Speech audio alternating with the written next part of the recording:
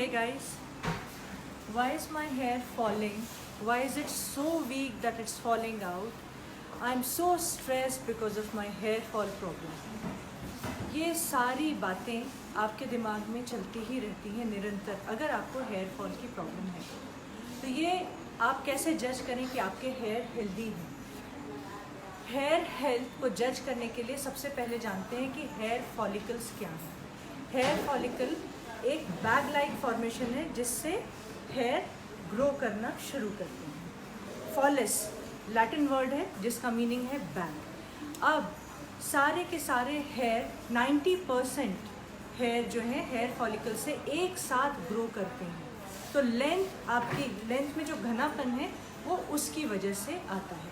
और एक साल में अगर आपके हेयर हेल्दी हैं तो वो 6 इंचेस यानी कि 15 सेंटीमीटर्स ग्रो करते हैं।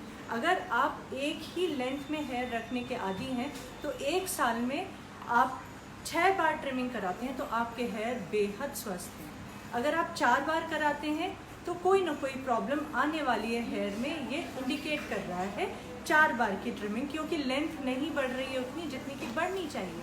और अगर आप 1 या 2 बार ट्रिमिंग कराते हैं तो जाग जाइए, ये दस्तक है आगे होने वाले हेयर फॉल की। या आपके हेयर थिन हो रहे हैं तो समझ जाइए, और ग्रो भी नहीं कर रहे हैं, आपको ट्रिमिंग कम करानी पड़ रही है, तो आप समझ जाइए कि केयर शुरू कर देनी चाहिए, because care is much better. Problem आने के पहले ही अगर प्रिवेंट कर लें उस प्रॉब्लम को केयर करके तो आपके लिए बहुत अच्छा रहेगा। जब ये बात है कि 90% हेयर फॉलिकल्स एक साथ ग्रो करते हैं और एक एक हेयर फॉलिकल में ओपनिंग है सेबेशियस ग्लैंड्स की, तो सबसे पहले आप ही के पास तो ओरिजिनल ऑयल है आपके हेयर को हेल्दी करने के लिए, तो क्यों ना आप बहुत ही प्यार से कोम करें हर दिन में 3 बार। आप में से कितने हैं जो दिन में 1 ही बार कोम करते हैं हेयर को, 2 बार भी नहीं करते हैं, और करते हैं तो बहुत ही हार्श वे में, तो उससे हेयर डैमेज ही होते हैं। आप प्यार से कंघी करिए तो जो सीबम है एक एक हेयर फॉलिकल में, उससे जो सीबम जो है जो सेबेशियस ग्लैंड में है वो पूरी तरह से एक हेयर शाफ्ट के एंड तक जाएगा और नेचुरल मॉइस्चराइजिंग इफेक्ट आपके बालों को मिलेगा।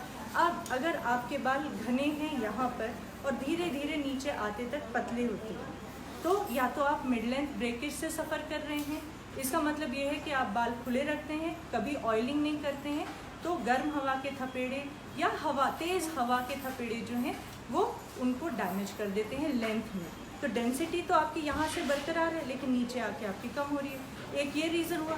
दूसरा रीज़न हुआ कि आपके हेयर ग्रो नहीं कर रहे हैं। हो सकता है न्यूट्रिशनल डेफिशिएंसी है आपकी, स्ट्रेस से आप गुजर रहे हैं, या ये थॉट आपका बार बार कि मेरे हेयर फॉल हो रहे हैं, मेरा वीक हो रहे हैं, या मेरे हेयर ग्रे हो रहे हैं, इसकी वजह से आपका कॉर्टिजोल हार्मोन ज़्यादा बढ़ता जा रहा है सिक्रीशन में, और उसकी वजह से हेयर फॉल भी हो रहा है, या हेयर रीग्रो करना कम कर गए हैं, या हेयर लेंथ बढ़नी इसी वजह से कॉर्टिजोल की एक्सेस होने की वजह से कम हो गई है। तो आप ये सबसे पहले थॉट हटा दें कि आपका हेयर हेल्थ डैमेजिंग इफ़ेक्ट्स ले रहा है, बिल्कुल नहीं ले रहा है। आपको अभी से ये नहीं सोचना, उसके प्रति आपको काम करना है।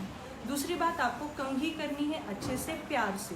तीसरी, आप जब ऑयल अप्लाई करें तो आप चम्पी वाला ऑयलिंग नहीं करेंगे। इसका मतलब है कि आप जेंटल वे में ऑयल अप्लाई करेंगे, सिर्फ और सिर्फ फिंगर टिप से।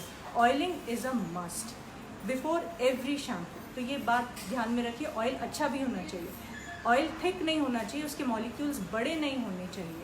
हमेशा थिन ऑयल प्रेफर करिए।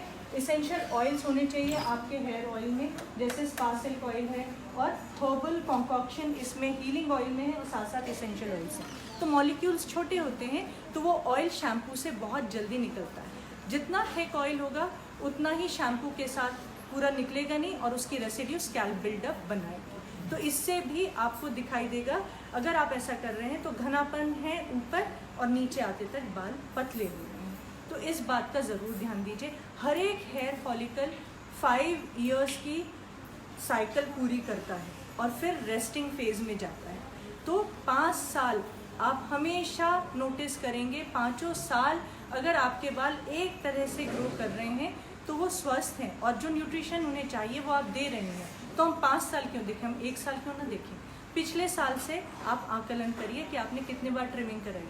अपने बालों को छूकर देखिए, ऊपर घने हैं और नीचे पतले हैं। अगर ऐसा है तो आपको केयर की ज़रूरत है। ये सारी बातें हमेशा ध्यान में रखिए और कभी भी आपके बाल अस्वस्थ नहीं होने पाएंगे। सबसे बड़ी बात है कि आपको केमिकल ट्रीटमेंट्स को नो कहना है, थर्मल डैमेजेस को नो कहना है। थर्मल डैमेजेस मतलब ज़्यादा हेयर ड्रायर का यूज़, बहुत गर्म पानी से शैम्पू करना, और केमिकल ट्रीटमेंट्स में कलरिंग, उसके साथ साथ रिबॉन्डिंग, स्ट्रेटनिंग, केराटिन, स्मूथनिंग, सारी ट्रीटमेंट्स आती हैं। अगर इनको आपने ना कहना सीख दिया और आप ट्रेडिशनल केयर पर आ गए तो आपके बालों को आजीवन स्वस्थ होने से कोई नहीं रोक सकता। And you will definitely fall in love with your, you will love them and you will want to preserve them always. So this is enough for today. देखिए, सोच कर देखिए क्या किया पिछले साल से लेकर अभी तक, कितनी ट्रिमिंग की और आपकी लेंथ 15 सेंटीमीटर्स ग्रो हुई या नहीं हुई, ये आप जान जाए। Thank you.